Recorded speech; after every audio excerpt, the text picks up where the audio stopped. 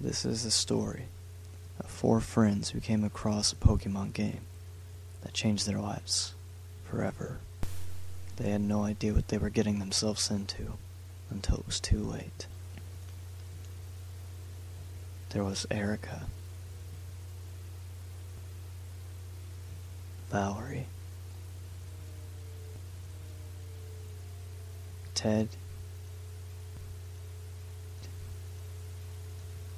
and Keith, the one who started it all. The four friends were fresh out of their sophomore year of college, and they were ready to find something fun to kick off the summer with. Near the far side of town, during the midst of heavy rain and loud thunder, they spotted an old thrift store covered in posters, flaunting going out of business sales and boasting all-time low prices. The friends decided to pull over and see what the store had. Ted and Erica are unemployed, so they usually don't have much spending money, so the store posters immediately attract them. None of the four found much of interest until Valerie spotted a few strange-looking Game Boy Color games that caught her eye. The cards were all creamy white with no logos or cover art. The only thing that stated anything about each game was a title scrawled onto each card in permanent marker, Pokemon Dark Version. The young woman found the title and simplicity of the cards strange, and had no recollection of a dark version of Pokemon. She called over her friend Erica and asked if she had ever heard of this version.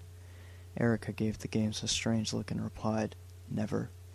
But she did remember the Pokemon games from their childhood.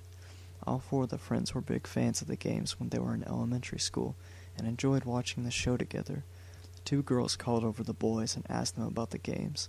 They too had never heard of this mysterious dark version. Keith knew they all still had their old Game Boy Colors, and decided since summer is beginning that it wouldn't hurt to take a trip down memory lane and try the games out. He walked up to the cashier at the counter and asked how much the games cost.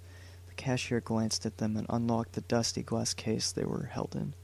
After inspecting each one, he replies he is not sure and that there are no price tags.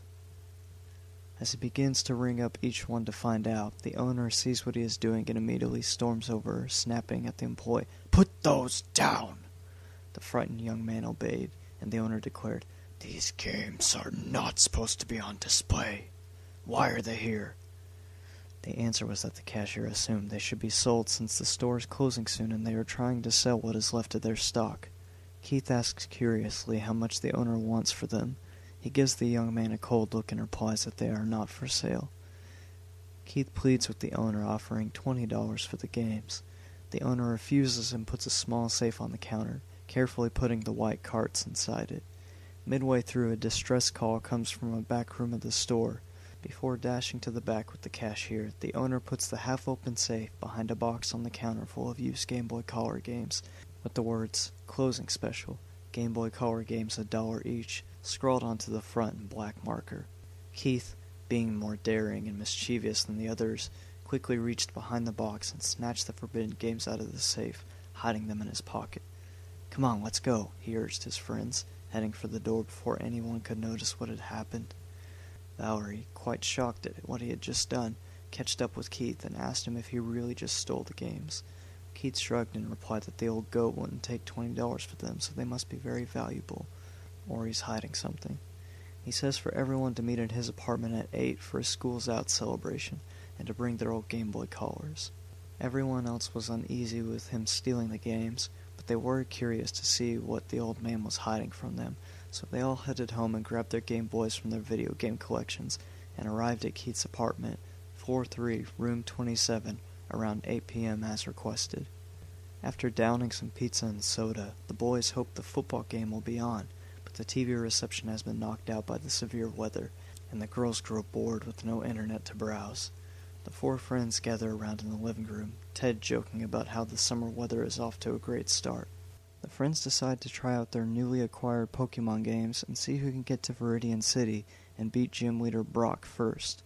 During the game startup screen, Erica swears she notices a very brief flash, a subliminal image. She restarts the game a few times to make sure she saw it, but does not notice it again, and shrugs it off as her eyes playing tricks. Everything is going as the four original Pokemon carts would. Try to wander into the grass beyond home, Professor Oak calls you back, you choose your Pokemon, and have your first battle with Gary. Erica and Valerie chose Charmander because they both think it is a cute Pokemon. Ted chose Bulbasaur, and Keith chose Squirtle. The friends are enjoying the game, many childhood memories returning to each one as they progress. Keith is the first one to make it to Viridian City. He makes short work of the first gym there with his Squirtle, and gets ready for Viridian Forest. On the way, he talks to people nearby and comes across the old man who shows you how to catch a Pokemon. During the sequence, there is an instant where the eerie ghost Pokemon consumes the entire screen, with the text box near the bottom displaying a message. Before Keith can read it, the ghost is gone, and the usual sequence continues. He is sure he saw it, as brief as the ghost image was. At first he considers it a glitch, but asks his friends to talk to the old man and see if they see it too. None of his friends see the ghost image, so they don't think much of it and carry on with the game until they have had enough and decide to head home for rest. After his friends leave, Keith sets his Game Boy on the desk in his room and readies himself for bed. He lies wide awake in his quiet and lonely bedroom, wondering about the ghost and what the text said. After tossing and turning for nearly an hour, he finally rises from his bed and switches on his desk light. Turning the Game Boy on, he eagerly returns to the old man. Filming the game screen with his HD camera, he records the ghost flicker and then uploads the video to his laptop. Using an editing program to find the frame the ghost is in, he discovers the text reads, "To discover your past, collect more." This struck Keith as odd. For a moment he wondered if it had anything to do with the mysterious, unexplained death of his father 20 years ago. He didn't find it possible a game could read and decipher his past, but this pushed him to progress further into the game. After collecting more Pokemon and traveling further for an hour or two, talking to anyone he came across for clues, a young woman in a corner of Cerulean City asked, "Why did he have to die?" "He was always a good father to you, Keith." And then the screen flickered and her sprite disappeared. Keith's eyes widened. He could hear words whispering around his head, as if someone was speaking quietly over his shoulder. He whirled around to see who was there, only to find he was alone in the dark.